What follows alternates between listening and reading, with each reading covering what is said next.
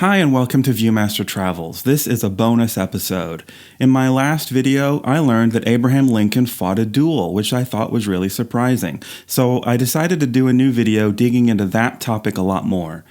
I'm really curious to see if the person who would become the 16th President of the United States really fought someone and had a chance of actually killing them.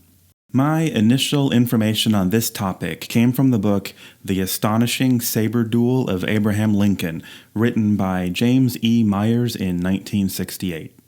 Let's get started by setting the scene. The year was 1842 in Springfield, Illinois. Two political rivals had a score to settle. Abraham Lincoln, serving his 8th year in the Illinois House of Representatives, a struggling lawyer, and debating whether or not to marry his girlfriend, Mary Todd. Their target, James Shields. Born in Ireland, he tried moving to America when he was 16, but his ship sank, leaving him as one of only 4 survivors. Undeterred, he tried again, reaching America in 1826. In America, he became a sailor, until he had an accident and broke both his legs. Undeterred, he joined the military and fought in a war. After the war, he opened a fencing school in Quebec, then became a lawyer and French teacher in Illinois. He was elected to the Illinois House of Representatives and became state auditor in 1839. Now that you know the players, we'll need a lesson in antebellum economics.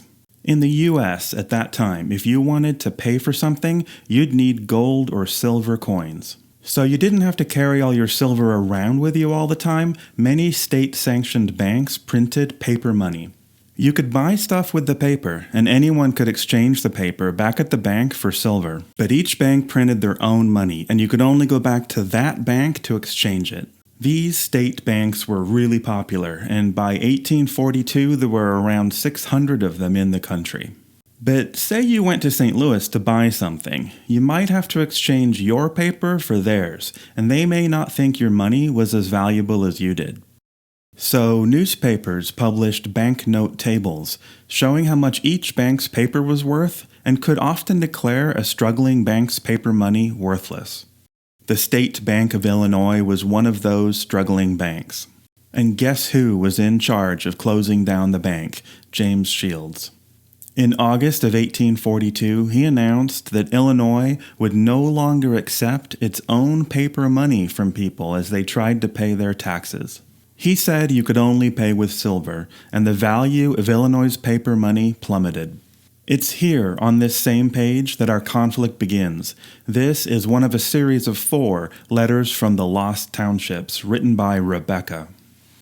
In the letter, a fictional farmer's wife, Rebecca, says that her neighbor has been toiling all year, selling wheat to get enough state paper to pay his taxes and student loans, only to hear, just after he's got enough, that it's worthless. Rebecca's neighbor accuses James Shields of doing this so that he can pay himself in silver, and that Shields is a thief and a liar. From there, the remainder of the letter berates and ridicules Shields, calling him a fool, a liar, a stinky wig, pompous and unattractive. Of course, the letters weren't really written by Rebecca, but by Abraham Lincoln and Mary Todd. Shields was understandably upset by all this and wanted satisfaction. At this point, things get complicated. Turns out there's a bunch of protocol to follow if you want to fight a duel with someone. Lots of writing notes and having your friends deliver them back and forth, kind of like high school. Shields asked the editor of the Sangamo Journal, Simeon Francis, who the real Rebecca was, and Francis gave Lincoln's name. At the time, Lincoln was attending court in Tremont while Shields was in Quincy mulling over what to do. He picked up his friend General Whiteside and went to confront Lincoln, camping in the prairie outside town. Meanwhile, Lincoln's friends William Butler and Elias Merryman saw Shields and Whiteside leave town and decided to follow them. They snuck past Shields' campsite in the night and managed to warn Lincoln. Shields had General Whiteside deliver several notes to Lincoln, asking Lincoln to retract everything he'd said. Lincoln responded by saying he couldn't retract any of this because Shields was making too many assumptions about who wrote the letters. In the end, Shields just got more upset and didn't know what else to do. The duel was on. At this point, their friends tried to intervene.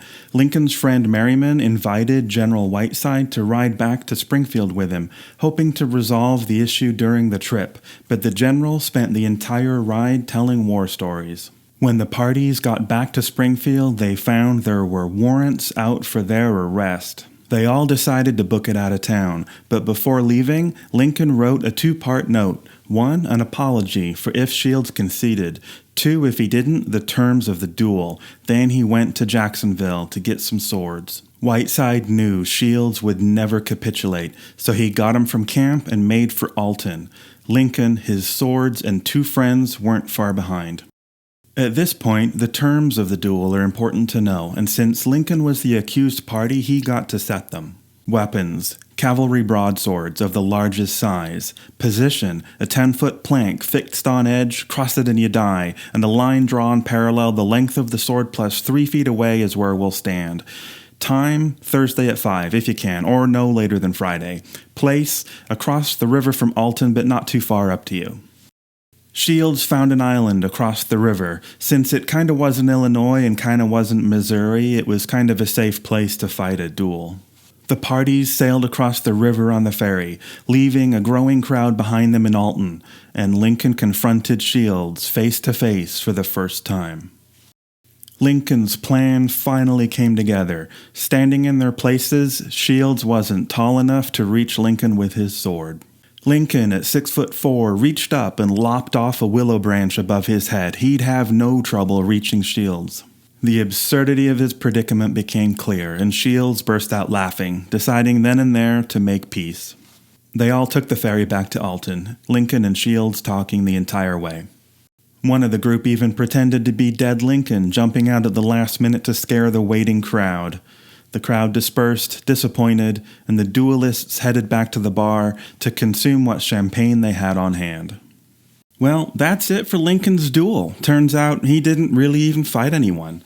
I think it's interesting that he handled the situation so cleverly. He must have been caught in a difficult position, and he manipulated the situation so that he didn't have a chance of actually murdering anyone. I think that does show some of the character that would become the 16th President of the United States. Also, I don't think James Shields was such a bad guy. His position as state auditor required that he stop accepting the money from his bank because they were shutting the bank down, and eventually that bank did close. And I guess that means those original Rebecca letters didn't really serve their purpose because there wasn't anything James Shields could have done in his situation. So I think he was right to be upset about Lincoln and Todd's criticism of him. I hope you learned some things that you didn't already know, like I did, and we'll see you next time.